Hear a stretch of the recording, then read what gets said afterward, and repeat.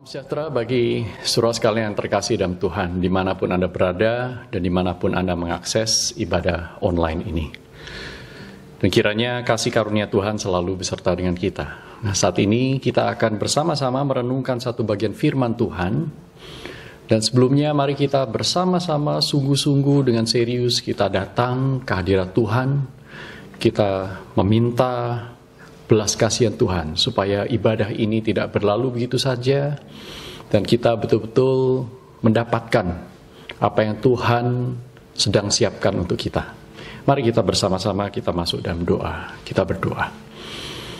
Bapa kami yang bertahta dalam kerajaan surga, inilah kami ya Tuhan dengan segala kelemahan kami dan keterbatasan yang ada. Kami datang kepadamu dengan segala kepapaan, lemah, hina, dan dina ini. Tetapi kami datang karena Engkau mengundang kami. Anugerah-Mu memanggil dan memikat kami. Kami bersyukur karena Engkau adalah Allah pengampun dan rahmani. Kami mohon ya Tuhan, kiranya Engkau berbicara kepada kami, membukakan mata hati, pikiran kami yang sudah dibutakan oleh ilah-ilah zaman ini. Tuhan, kami berseru kepadamu, mohon kiranya Engkau bekerja di antara kami, di hati masing-masing kami, melalui firman-Mu dan juga melalui hamba-Mu yang lemah dan hina ini. Di dalam nama Tuhan Yesus Kristus kami naikkan doa kami yang jauh dari sempurna ini. Amin. Nah, saudara yang terkasih dalam Tuhan, hari ini kita akan fokuskan penggalian kita, yaitu dari surat Paulus kepada jemaat di Korintus, yaitu surat yang kedua, 2 Korintus pasal yang keempat, ayat yang pertama sampai dengan ayat yang kelima. 2 Korintus pasal yang keempat, ayat yang pertama sampai dengan ayat yang kelima. Oleh kemurahan Allah, kami telah menerima pelayanan ini. Karena itu kami tidak tawar hati, tetapi kami menolak segala perbuatan tersembunyi yang memalukan. Kami tidak berlaku licik dan tidak memalsukan firman Allah. Sebaliknya, kami menyatakan kebenaran dan dengan demikian kami menyerahkan diri kami untuk dipertimbangkan oleh semua orang di hadapan Allah.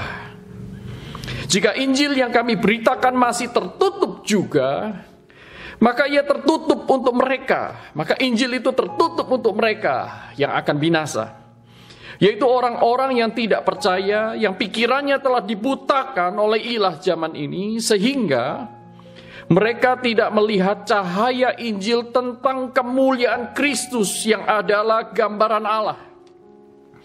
Sebab bukan diri kami yang kami beritakan, tetapi Yesus Kristus sebagai Tuhan, dan diri kami sebagai hamba-Mu karena kehendak Yesus.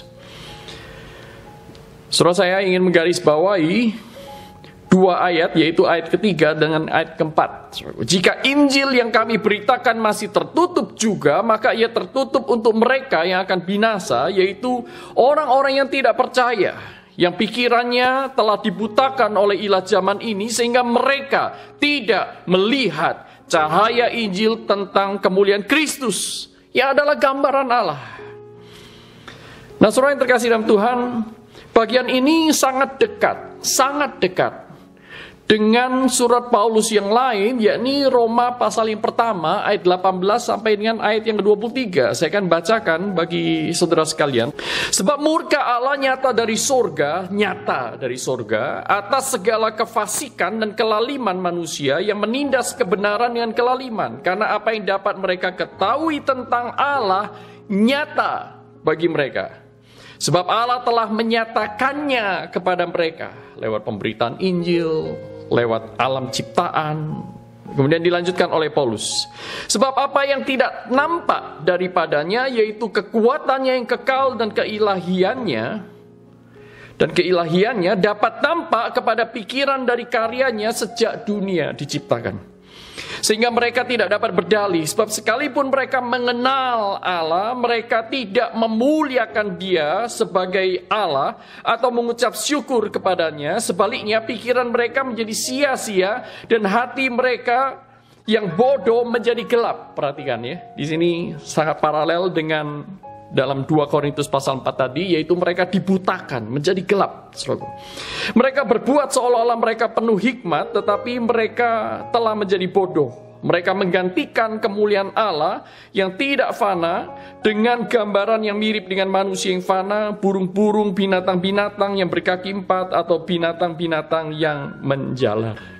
Sampai di sini pembacaan firman Tuhan, baik dalam 2 Korintus maupun Roma pasal yang pertama. Nah, saudara yang terkasih dalam Tuhan, tema kita hari ini adalah ilah zaman ini. Ilah zaman ini. Apa yang dimaksud dengan ilah zaman ini? Saudaraku, di dalam 2 bagian Alkitab yang tadi kita baca, di sana Paulus menyatakan bahwa sejak manusia jatuh ke dalam dosa, di sana manusia memiliki kecenderungan untuk menjauh dari Allah. Sekalipun mereka mengenal Allah, tetapi mereka tidak memuliakan Allah. Sekalipun Allah menyatakannya, mereka tidak ingin memperhatikan Allah. Tetapi sebaliknya, hati mereka terpikat oleh apa yang Paulus katakan, ilah zaman ini. Terpikat olehnya, dibutakan olehnya, sehingga yang mulia menjadi tidak mulia, yang tidak mulia dimuliakan. Tetapi yang menakutkan adalah dalam 2 Korintus pasal 4 tadi, bahwa ilah zaman ini itu bukan berhenti, bukan diam, bukan pasif, tetapi melainkan dia aktif membutakan pikiran manusia.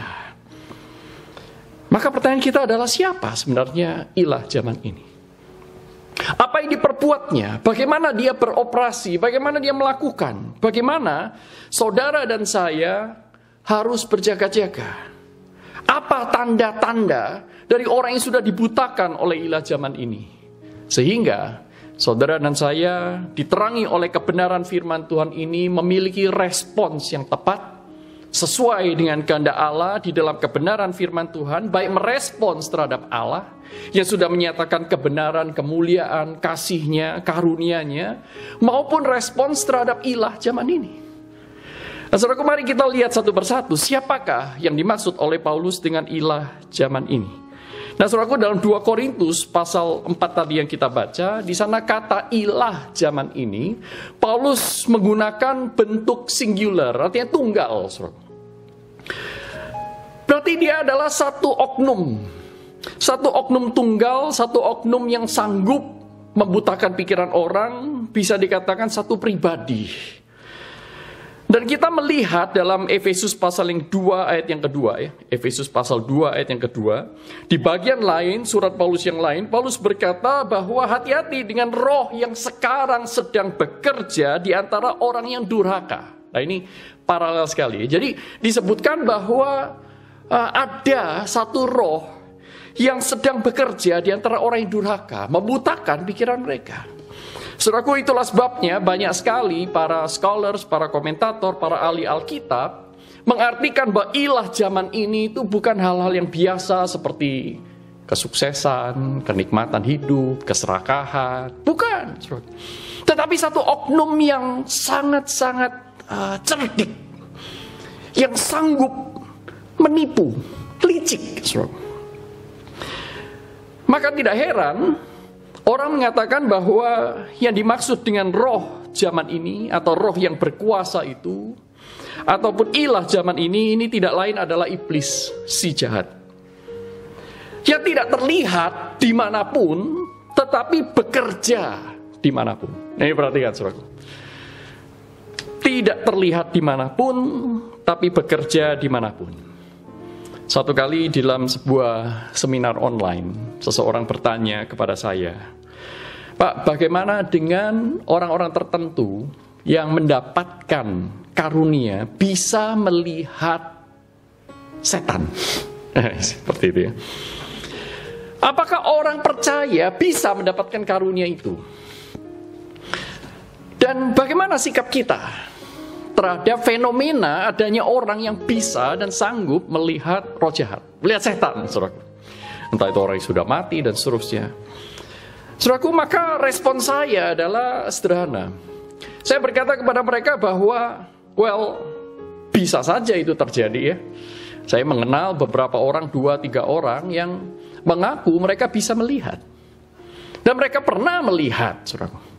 Tetapi problemnya adalah, Saudaraku, kita tidak perlu takut kepada setan yang bisa dilihat. Karena setan yang bisa dilihat, apalagi yang, keluarnya hanya malam hari, itu justru setan yang kroco. Setan yang tidak perlu ditakuti. Karena setan yang memperlihatkan diri itu gampang sekali membuat kita itu awas, berjaga-jaga, dan itu bukan setan yang berbahaya. Betul ya? Saudaraku, tetapi sebaliknya, setan yang paling jahat justru yang tidak terlihat tetapi bekerja dimanapun. Bekerja bukan hanya di waktu tertentu di malam hari, tetapi juga bekerja di pagi hari, siang hari, bahkan bisa menyamar sebagai malaikat terang, seperti yang dikatakan dalam kitab suci. Ini yang justru kita harus berhati-hati. Setan yang tidak kelihatan seperti setan, tetapi pekerjaannya sangat setan.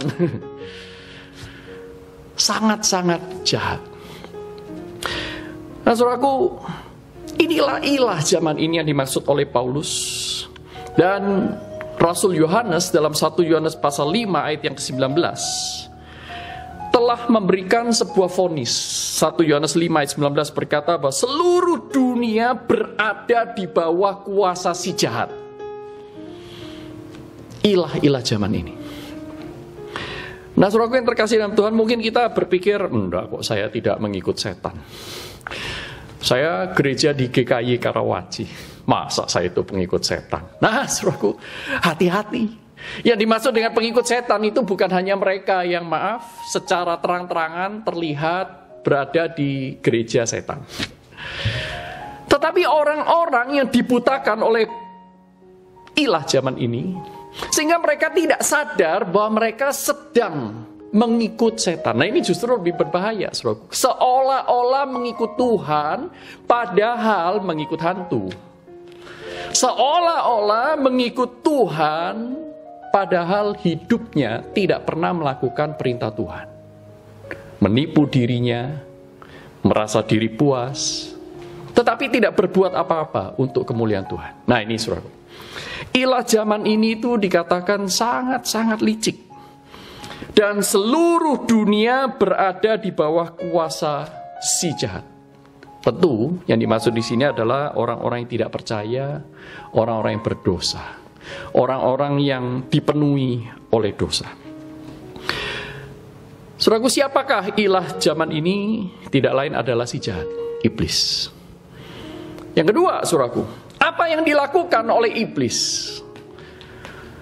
Apa tujuan iblis bekerja di tengah dunia? Apa tujuan iblis menguasai segala sesuatu ini? Saudara, dari pembelajaran kitab suci, bahkan mulai dari kitab pertama dalam kitab suci, kitab Kejadian, kita melihat bahwa iblis ini adalah licik. Dan bukan hanya itu, iblis ingin menjadi seperti Allah. Yaitu apa? Mencari pengikut-pengikut. Nah, mencari pengikut-pengikut ini, iblis tidak harus terang-terangan. Karena dia tahu di dunia ini hanya ada dua Allah. Kalau tidak Allah yang maha kuasa, Allah yang sesungguhnya, atau ilah, yaitu dirinya sendiri. Jadi semua orang yang tidak menyembah Allah, sebenarnya secara sadar maupun tidak sadar, terang-terangan atau tidak terang-terangan, mereka sedang mengikut ilah zaman ini, yaitu si iblis. Itulah sebabnya, saudaraku, iblis tidak perlu berkata kepada Adam dan Hawa misalnya, ayo ikut aku akan mengubahmu menjadi penjala manusia. Tidak perlu, saudaraku. Dia hanya memancing manusia-manusia itu untuk mengabaikan Allah, memancing manusia-manusia untuk tidak lagi menganggap perintah Allah itu penting. Nah, apa yang dilakukan oleh dia? Dia mencari pengikut. Pada intinya itu, saudara, mencari pengikut. Bagaimana orang itu bisa mengikut iblis? Dengan cara sederhana, tidak mengikut Allah. Ketika tidak mengikut Allah, seseorang mengikut iblis. Ketika tidak mengikut Tuhan, dia mengikut hantu. Sadar atau tidak sadar, terang-terangan atau tidak terang-terangan, yang jelas orang seperti ini akan dituntun menuju kepada maut yang kekal. Tuhan Yesus tidak pernah berkata ada 3 jalan. Tidak, selalu berkata hanya ada 2 jalan. Jalan yang sempit dan jalan yang lebar. Jalan yang sempit menuju pada kehidupan kekal, jalan yang lebar, nyaman, tetapi menuju pada maut. Siapa? Penguasa maut. Dan saudaraku yang terkasih dalam Tuhan, Apa yang dilakukan iblis? Iblis berusaha untuk menarik pengikutnya. Dengan cara bagaimana? Membutakan pikiran orang-orang tersebut. Membutakan pikiran orang-orang yang tidak percaya kepada Allah. Semakin lama semakin buta, semakin lama semakin mudah dikelabui, semakin lama mereka semakin menganggap Tuhan itu tidak penting. Nah, saudaraku, itulah yang dikatakan dalam 2 Korintus pasal 4 ini. Saudara, kita akan semakin mengerti ketika kita melihat kontras yang Paulus gunakan di sini. Siapakah orang-orang yang dikendalikan oleh ilah zaman ini? Saudara, lihatlah kontrasnya dengan apa yang dikerjakan oleh Injil Yesus Kristus. Ketika Injil Yesus Kristus datang kepada Paulus, dia berkata, saudaraku, oleh kemurahan Allah kami telah menerima pelayanan ini. Orang yang dikuasai oleh karunia memberikan diri melayani Allah, saudaraku, dan melihat bahwa melayani itu sebuah karunia, sebuah kemurahan, sebuah opportunity, sebuah kesempatan yang indah untuk boleh dipakai oleh Allah. Ini sesuatu yang mulia, pelayanan sesuatu yang mulia. Tetapi apa yang dilakukan oleh orang-orang yang mengikut iblis? Mereka tidak mencari kesempatan untuk melayani, mereka mencari kesempatan untuk dilayani. Mereka tidak mencari kesempatan untuk dipakai oleh Tuhan menjadi alatnya, mereka selalu mencari kesempatan untuk memperalat apapun yang bisa diperalat untuk kepentingan dirinya. Saudara, ketika orang-orang yang menerima Injil Yesus Kristus, seperti dikatakan Paulus ya, tetapi kami menolak segala perbuatan, kami memberikan diri kami untuk dilihat oleh semua orang, dipertimbangkan semua orang di hadapan Allah. Artinya apa? Orang yang menerima Injil Yesus Kristus akan bertumbuh di dalam integritas. Hidupnya itu selalu di hadapan Allah, coram Deo orang menyebutnya. Dan mereka menjadi orang yang semakin lama semakin jujur. Saya tidak katakan sempurna, tetapi orang yang mengikut Tuhan mengalami pertumbuhan. Hidupnya di rumah semakin berpadanan dengan Injil. Jadi dia bukan cuman alim, bukan cuman saleh di gedung gereja, tetapi di rumah, di tempat kerja, di tempat yang terlihat banyak orang, ataupun ketika dia sendirian di depan laptop browsing, atau di hadapan orang lain ketika memimpin seminar. Mereka tahu mereka hidup di hadapan Allah. Tetapi sebaliknya, saudaraku, dikatakan bahwa kami tidak licik. Paulus sedang berkata kepada para pengajar-pengajar sesat ini. Mereka itu licik, memiliki perbuatan-perbuatan yang memalukan, yang tersembunyi. Nah, saudaraku, itu ciri-ciri dari orang-orang yang mengikuti ilah zaman ini. Mengapa mereka melakukan perbuatan yang memalukan, yang tersembunyi? Karena di dalam hati mereka, mereka ingin memuaskan diri mereka. Pada saat yang sama, mereka tidak ingin tampil buruk di hadapan orang lain. Persis seperti bapaknya. Siapa? Si pendusta itu. Tampil baik di depan, ya, tetapi di belakang busuk, saudara. Berikutnya, saudaraku, dikatakan bahwa kami memberitakan kebenaran, menyatakan kebenaran, membuat kebenaran itu semakin jelas, baik lewat perkataan maupun dalam hidup sehari-hari. Tetapi orang-orang ini, ilah zaman ini justru membutakan pikiran orang-orang di sekitarnya. Membuat kebenaran itu menjadi kabur, membuat kebenaran itu diselewengkan, membuat kebenaran mempunyai standar yang ganda. Saya tidak mengatakan bahwa semua macam kebenaran itu mudah dimengerti. Saya tidak berkata seperti itu. Beberapa bagian, beberapa doktrin dalam Alkitab itu tidak mudah untuk dimengerti. Tetapi bukan berarti kebenaran itu boleh diselewengkan. Nah, saudaraku, Paulus berkata bahwa kami menyatakan kebenaran. Dan kalau Injil yang kami beritakan itu masih belum terbuka juga, masih tertutup juga, berarti orang itu memang menutup diri, tidak mau percaya. Padahal kami sudah terang-terangan. Nah, saudaraku, orang-orang seperti ini dikatakan telah dibutakan pikirannya. Karena memang itu pekerjaan dari ilah zaman ini, yaitu membutakan pikiran orang-orang. Membutakan pikiran orang-orang yang tidak mau percaya kepada Tuhan. Sekalipun penyataan Allah wahyu Allah, pengajaran-pengajaran benar itu sudah diberitakan dengan begitu jelas. Apalagi sekarang, saudaraku, dalam kondisi pandemi ini, saudara bisa mendapatkan banyak sekali khotbah. Saudara mempunyai lebih banyak waktu, tidak lagi di jalan raya, betul? Ya, tidak lagi di jalan raya. Tapi saudara memiliki lebih banyak waktu untuk membaca Alkitab, untuk berdiskusi, untuk melakukan ibadah yang kusuk bersama dengan keluarga. Sebenarnya kesempatan jadi semakin banyak untuk Allah menyatakan dirinya, membuat lebih jelas kasih-Nya, kebenarannya, karunia-Nya. Waduh, saudaraku, banyak sekali. Tetapi problemnya adalah orang buta tidak bisa melihat matahari seterang apapun dia. Kalau sudah buta, dia boleh beribadah 1 minggu 7 kali. Dia boleh beribadah. Tetapi kalau dia buta dan tidak ingin mencari kebenaran Allah, maka dia akan terus-menerus tidak akan pernah bisa melihat apa yang Allah nyatakan dalam kebenarannya. Nah, saudaraku yang terkasih dalam Tuhan, apa ciri-ciri orang buta ini? Bagaimana iblis membutakan pikiran kita? Nah, saudaraku, media yang dipakai oleh iblis itu banyak macam-macam. Tetapi sekali lagi, ilah zaman ini ditulis sebagai pelaku tunggal. Tetapi medianya banyak. Karena sasaran iblis sederhana. Asal orang tidak mengikut Allah, dia adalah pengikutku. Asal dia tidak pengikut Allah, dia adalah pengikut ilah. Itulah sebabnya hukum pertama dalam kitab suci, dalam 10 hukum Allah itu apa? Jangan ada padamu Allah lain di hadapanku. Cukup satu. Satu-satunya. Begitu lain dari Allah yang benar, maka saudara dan saya sesungguhnya sudah menjadi penyembah ilah. Nah, saudaraku, media yang dipakai oleh si jahat untuk mengalihkan seseorang dari Kristus dan dari Injil itu bisa macam-macam. Sebagian orang menyebut 3T. Tetapi ini sebuah kategori yang terlalu seksis menurut saya.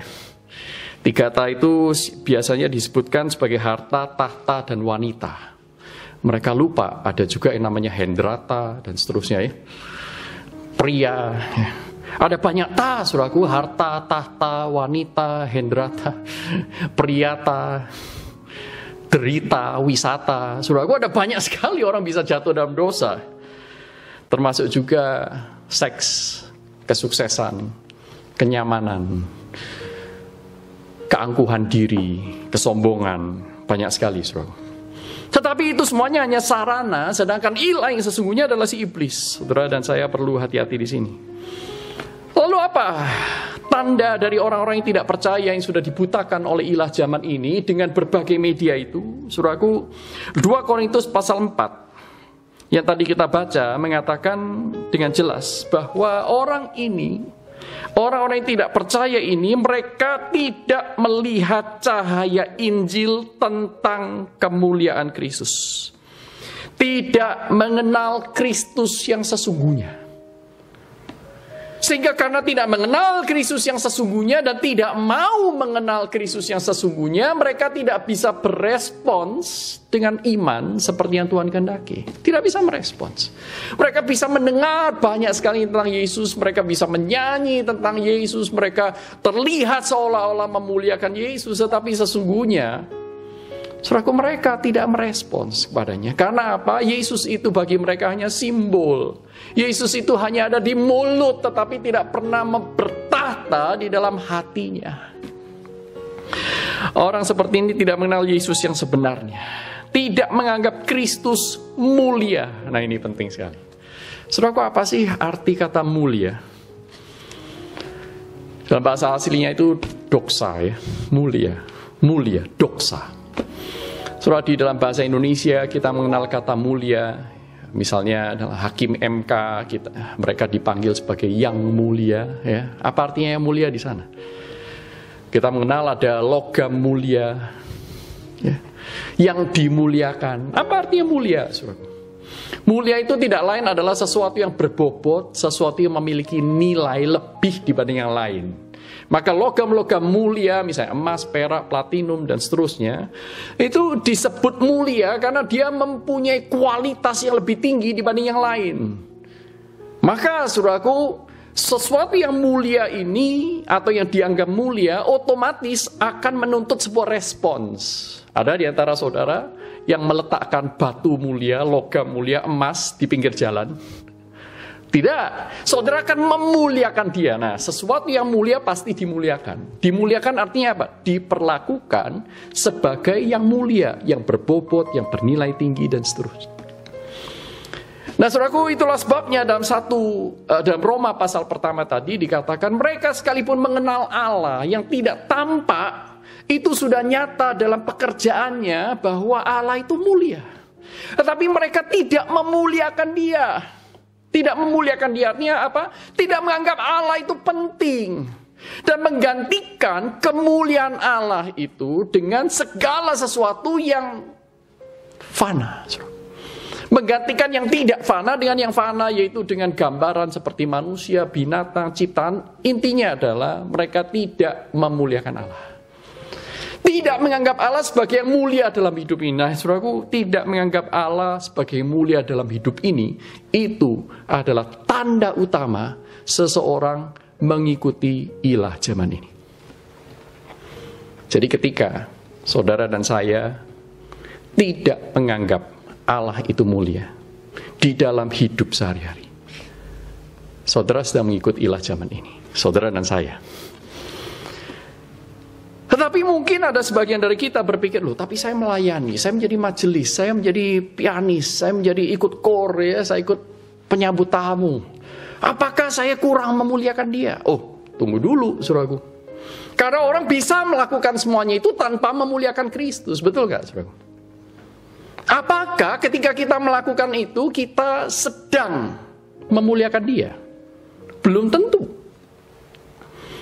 Jeff Van der Stel dalam salah satu seminarnya, dia menceritakan tentang pengalaman dia melayani tetangganya. Tetangganya ini mempunyai kelainan. Dikatakan sebagai seorang hoarder. Hoarder itu artinya orang yang mengumpulkan barang, ya rumahnya itu penuh sekali dengan barang, bertumpuk-tumpuk tahunan-tahunan dan tidak pernah dibersihkan. Dan tetangganya ini sangat sentimen kepada Jeff Van der Stel sekeluarga yang terus-menerus berusaha untuk menyatakan kasih Kristus kepadanya. Satu kali tetangganya itu nyetir mobil, ini seorang ibu-ibu ya, nyetir mobil dan kemudian melihat Jeff Van der Stel dan istrinya sedang minum teh, saudaraku, di beranda rumahnya. Nah, kemudian ibu ini menyalakan mobil, kemudian mengegas dengan intensional, menarik perhatian. Nah, kemudian mobil itu dipacu begitu rupa sampai menabrak tong sampah yang besar itu, dan tong itu menjadi berantakan, saudara. Tong siapa? Tong sampah dari rumah Jeff Van der Stel. Jeff Van der Stel akhirnya, waduh, dia lepas kendali. Ibu itu sudah pergi, dia bilang, aku tidak tahan lagi, aku jengkel sekali, emang dia itu siapa, dan seterusnya, sampai akhirnya mereka, suami istri ini duduk berdoa kepada Tuhan. Nah, dia menyadari Tuhan berbicara kepadanya. Tuhan berkata, seolah-olah berkata seperti ini menurut cerita Jeff Van der Stel. Kalau dia itu mamamu, apa yang akan kamu lakukan kepada dia? Kalau dia itu mamamu, tidakkah engkau akan tetap mengasihi dia? Lalu Jeff Van der Stel mengeluarkan satu statement yang penting sekali. Jika kita hanya melakukan apa yang kita sukai, tetapi kita tidak mau melakukan perintah Tuhan yang kita tidak sukai, maka sesungguhnya engkau tidak melayani Tuhan, engkau melayani dirimu sendiri. Waduh, ini penting sekali. Saya ulangi sekali lagi. Jikalau engkau hanya mau melakukan perintah-perintah Tuhan yang engkau sukai, tetapi engkau tidak mau melakukan perintah-perintah Tuhan yang engkau tidak sukai, engkau tidak sedang melayani Tuhan, engkau sedang melayani dirimu sendiri. Karena apa? Yang dijadikan standar perilaku, yang dijadikan standar pelayanan, yang dijadikan standar hidup kudus, bukan perintah Tuhan, tetapi diri sendiri.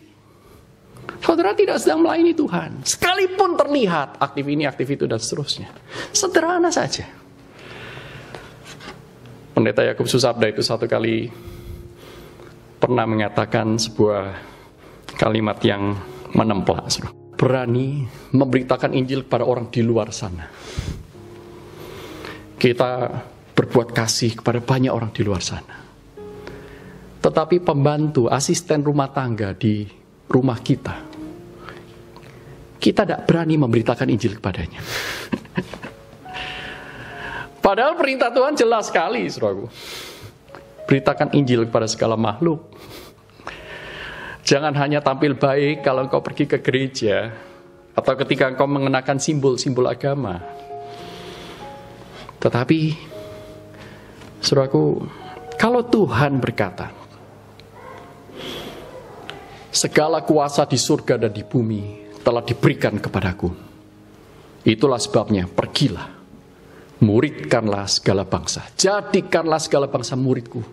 Baptislah mereka dalam nama Bapa, Anak, dan Roh Kudus. Dan ajarlah mereka untuk melakukan apa? Segala yang kuperintahkan kepadamu. Bukan hanya sebagian, bukan hanya ayat-ayat favorit. Bukan hanya aktivitas-aktivitas yang kita mau dan kita sukai. Yang mendatangkan harga diri, bukan. Ajarlah mereka untuk melakukan segala sesuatu yang kuperintahkan kepadamu. Waduh, saudara. Kita harus melihat diri kita lagi. Mengevaluasi diri kita. Sebenarnya kita ini melayani Tuhan. Atau melayani hantu.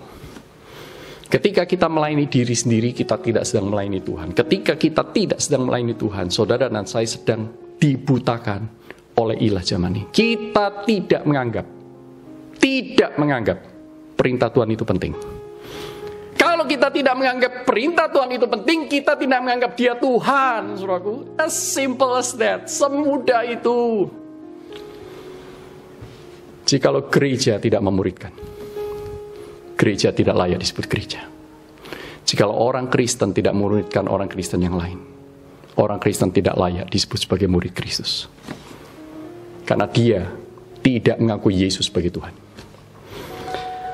Saudaraku, contoh dalam Alkitab tentang hal ini terdapat dalam Markus 10 ayat 17-22. Saudara tentu sudah familiar dengan kisah seorang muda yang kaya, pemimpin agama datang kepada Tuhan Yesus, berlari-lari kemudian berlutut di hadapan Tuhan Yesus. Guru, Rabi, apa yang harus aku lakukan untuk mendapatkan hidup yang kekal? Kemudian Tuhan Yesus berkata kepadanya, apa yang kamu lihat di dalam kitab Taurat? Oh ya, jangan hormatilah ayah ibumu, kuduskanlah hari Sabat, jangan membunuh, jangan berzina, jangan mencuri, dan seterusnya. Jangan bersaksi dusta. Oh, kalau cuma itu aku sudah lakukan sejak kecil. Saudaraku, Tuhan Yesus tahu apa yang ada dalam hati orang ini. Tuhan Yesus tahu orang ini ahli agama, mengerti kitab Taurat. Bahkan hidupnya itu terlihat saleh di hadapan banyak orang. Dan saudara tahu apa inti dari seluruh hukum Taurat? Saudara tahu apa inti dari seluruh hukum Taurat? Tergantung pada dua hukum utama itu. Yang pertama apa? Kasihilah Tuhan Allahmu dengan segenap hatimu, segenap jiwamu, segenap akal budimu, segenap kekuatanmu. Betul? Yang kedua adalah kasihilah sesama manusia seperti engkau mengasihi dirimu sendiri. Nah, sekarang Tuhan Yesus sekarang untuk membuktikan bahwa engkau betul-betul tahu isi hati Tuhan, bukan hanya tebang pilih melakukan apa yang kau mau, dan dengan demikian kau hanya melayani dirimu sendiri. Sekarang buktikan. Kalau engkau menyebut aku guru yang baik, makanya Tuhan Yesus berkata, tidak ada yang baik selain Allah. Maka Tuhan Yesus sebenarnya ingin bertanya, engkau menyebut aku guru, atau engkau memperlakukan aku sebagai Tuhan? Kalau engkau memperlakukan aku sebagai Tuhan, dan ada perintah kasihlah Tuhan Allahmu dengan segenap hatimu, segenap jiwamu, segenap akal budimu, artinya jangan ada padamu Allah lain yang di hadapanku, maka sekarang pulang, jual seluruh hartamu, kemudian likuidasi semuanya, bagikan kepada orang miskin, kembali ke sini, ikutlah aku. Ikutlah aku. Luar biasa. Di dalam perintah itu tercakup dua hukum terutama itu. Kalau kau menyebut aku sebagai Tuhan, kau mempertuhankan aku, kau akan taat kepada perintahku, betul? Sekalipun itu gak enak. Sekalipun itu akan cost you everything. membuat engkau akan kehilangan segala sesuatu, tetapi mana yang lebih penting? Aku atau hartamu? Dan bagikan kepada sesama manusia, kau tidak takut kehilangan apapun, asal engkau mau menyenangkan hati Tuhan. Nah, sekarang buktikan.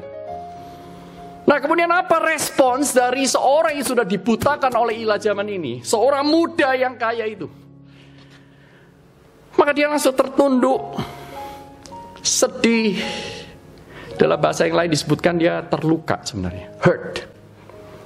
Sedih dia. Alkitab mengatakan karena apa? Karena hartanya banyak. Sehingga orang ini, saudaraku, yang tadi berkata guru yang baik, dia meninggalkan Yesus untuk pilih hidup lamanya, hidup bergelimang dengan harta. Saudaraku, inilah orang-orang yang sudah dibutakan oleh ilah zaman ini. Mereka tidak melihat bahwa mengikut Yesus itu sebagai suatu kemuliaan, sesuatu yang berbobot, sesuatu yang bernilai kekal, yang tidak bisa diambil daripadanya. Tuhan Yesus mengatakan dalam banyak sekali occasion, dalam banyak sekali peristiwa, carilah dahulu kerajaan Allah dan kebenarannya, maka semuanya akan ditambahkan kepadamu. Nggak perlu khawatir akan apa yang kau makan, engkau pakai, engkau tinggal di mana. Ikutlah aku, lakukan kehendakku, aku akan memeliharamu. Carilah dahulu kerajaan Allah dan kebenarannya. Ini kita hafal ayat itu. Pertanyaannya adalah, apakah kita mencari dahulu kerajaan Allah dan kebenarannya? Saudara, penting sekali. Kerajaan Allah artinya saudara mengerti realitas bahwa Allah itu adalah raja. Apakah Anda merajakan dia? Carilah dahulu kerajaan Allah artinya apa? Berikan dirimu menjadi seseorang yang diperintah oleh seorang raja, yaitu Allah. Allah sebagai rajamu. Hiduplah sebagai bawahan Allah. Hiduplah sebagai hamba-hamba Allah, bukan hamba-hamba ilah. Jadilah hamba-hamba Tuhan, bukan hamba-hamba hantu. Dalam perumpamaan yang lain, Tuhan Yesus berkata, lihat, ada seorang yang kaya, mempunyai lumbung padi yang penuh. Takutnya dia lihat, waduh, ini panen masih banyak ini. Mau taruh mana? Dia bangun lagi lumbung yang lain, penuh lagi. Dan akhirnya dia menyibukkan diri. Dan akhirnya satu kali waktunya habis di dunia ini. Lalu Tuhan Yesus berkata, ini orang kaya yang bodoh. Orang kaya yang bodoh. Dia tidak bisa mengerti, pikirannya sudah gelap, tidak bisa membedakan mana yang kekal dan mana yang tidak kekal. Nah, saudaraku, ini penting sekali.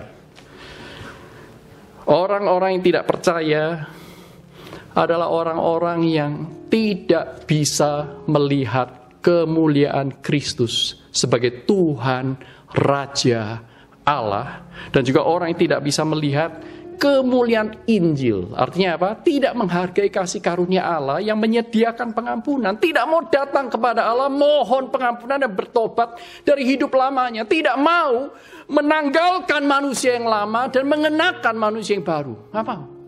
Pilih-pilih. Selaku apakah seseorang itu bisa dengan mudah mengubah hidupnya? Saya yakin tidak. Itulah tugas gereja, memuridkan. Saudara yang terkasih dalam Tuhan, maka di akhir khotbah ini saya ingin mengajak setiap kita mulai bertanya. Sebenarnya saudara dan saya itu ada di mana? Masing-masing kita. Apakah saya yang termasuk orang yang percaya? Atau sebenarnya saya ini orang yang tidak percaya? Orang yang hanya terlihat beragama, orang yang hanya terlihat melayani aktif. Tetapi sebenarnya yang kita sedang layani adalah diri kita sendiri dan bukan melayani Tuhan. Apa buktinya? Saudara dan saya adalah orang-orang yang percaya dan bukan orang-orang yang tidak percaya. Pernahkah Anda menyangkal diri? Pernahkah Anda rela memikul salib? Pernahkah Anda dalam pengalaman hidup ini melakukan sesuatu yang baik sekalipun itu nggak enak, tetapi saudara tahu ini adalah kehendak Tuhan? Termasuk misalnya,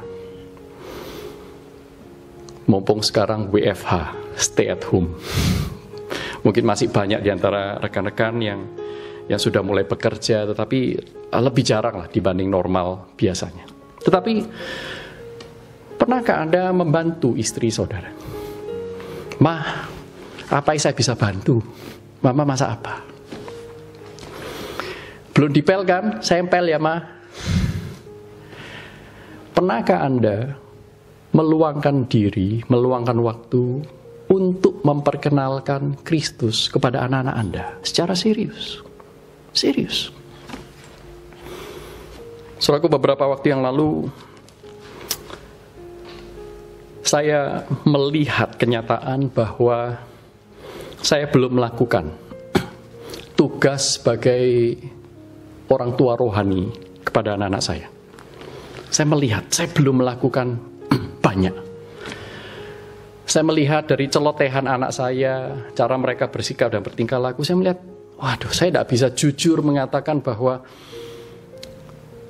anak-anak saya ini apakah sungguh-sungguh sudah mengalami Tuhan. Saya tidak bisa. Saya tidak bisa berkata itu. Lalu saya berdoa kepada Tuhan, Tuhan, lalu apa yang harus saya lakukan? Apa yang harus saya kerjakan? Saya hamba Tuhan. Kemudian Tuhan menggerakkan hati saya, mengapa kamu tidak mulai dengan mengajak anak-anakmu, 2 orang itu, untuk membaca Alkitab dan kau jelaskan kepada mereka, aku mau pakai kamu.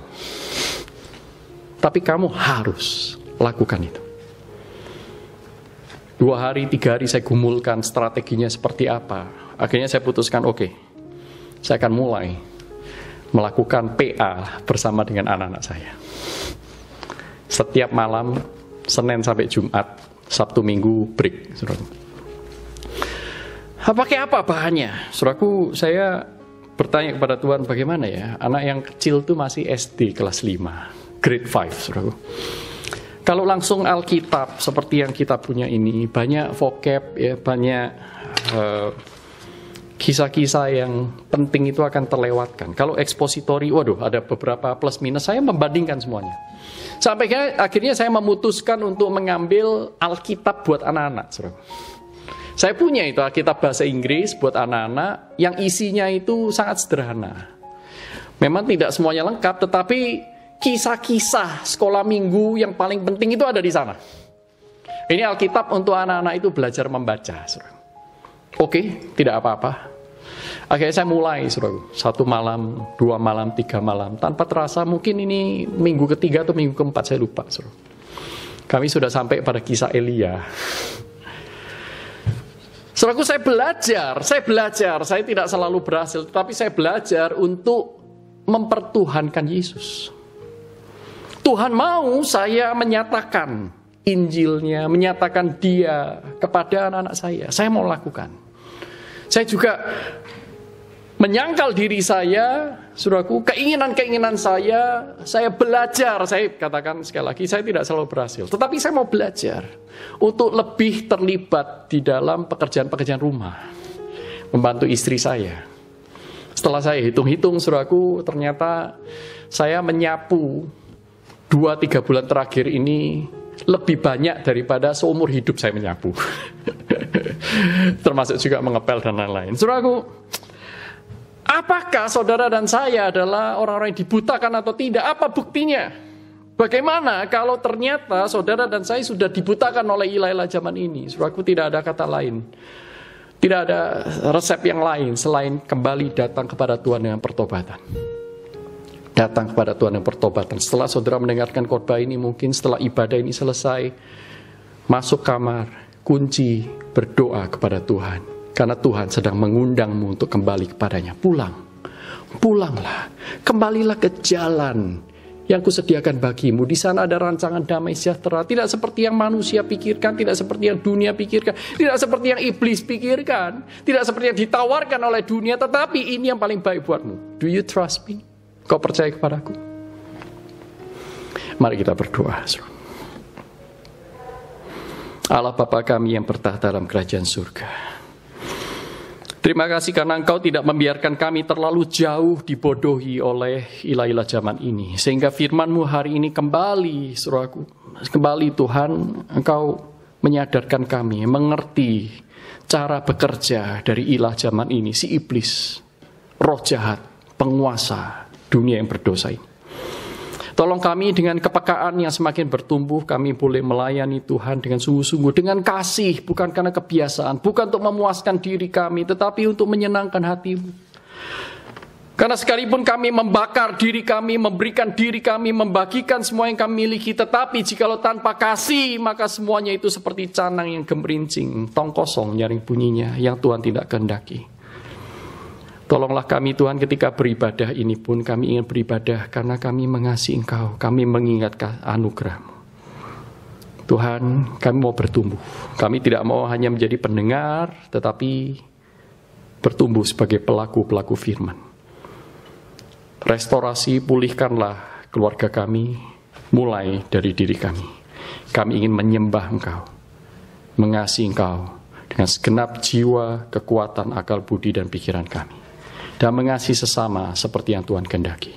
Di dalam nama Tuhan Yesus Kristus, Juru Selamat kami yang hidup, kami naikkan doa kami ini. Amin. Tuhan memberkati kita semua.